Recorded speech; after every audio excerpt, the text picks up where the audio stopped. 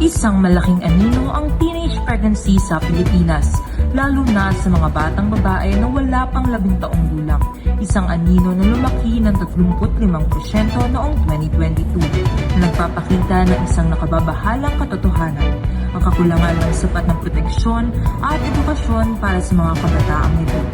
Ngunit may pag-asa bang sisikat ang araw sa gitna ng kadiliman? Inaasahan nating maging liwanag ang Senate Bill No. 1979, ngunit ang pag-alis ng international standards sa Comprehensive Sexuality Education o CSE ay nagdudulot ng pag-aalinlangan.